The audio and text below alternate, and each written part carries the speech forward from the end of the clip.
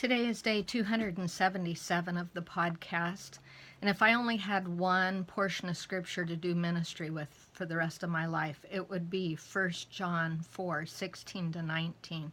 Today I'm going to read from verse 18. There's no fear in love, but perfect love casts out fear, because fear involves punishment, and the one who fears is not perfected in love. I want to take a look at this strategy of fear today.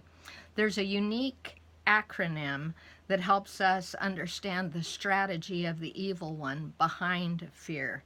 And the acronym is false evidence appearing real. FEAR, false evidence appearing real. As long as Satan can keep us believing lies, distortions, and threats, he can keep us from possessing the abundant life that God has in mind for us and that God intended for us. Ever since the garden, fear has taken advantage of God's people, and we have got to learn how to resist and defeat this strategy. When Adam and Eve chose to hide rather than to confess, it was because they were afraid. They hid because they were afraid. When sin is crouching at the door, we're tempted to fear rather than learn how to master it. So this is, I want to stir us up in our faith to learn how to master this. When we're weary from suffering, fear can set in and cause us to give in to despair rather than to be nourished and find nourishment with hope and the hope that God is sending.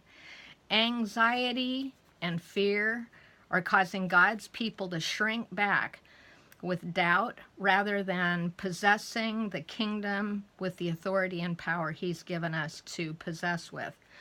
So when we yield to this kind of thinking, moved and shrinking from fear, when we give into this kind of thinking over a period of time, a spiritual stronghold is then accomplished. We are up against a stronghold of fear.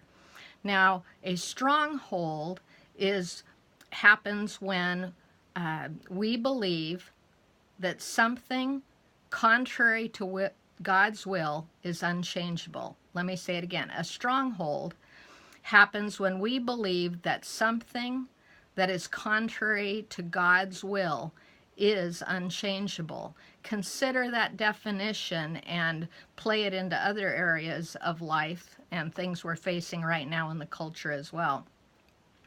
Fear exaggerates an outcome of the enemy's design and minimizes the power of the living God that's indwelling God's people. I want to read a quote to you. In the beginning of anxiety is the end of faith, and the beginning of true faith is the end of anxiety. That's a quote by George Mueller. So today's question: what is your most effective weapon when dealing with fear and anxiety? And how does this weapon that you're using protect and or defend you?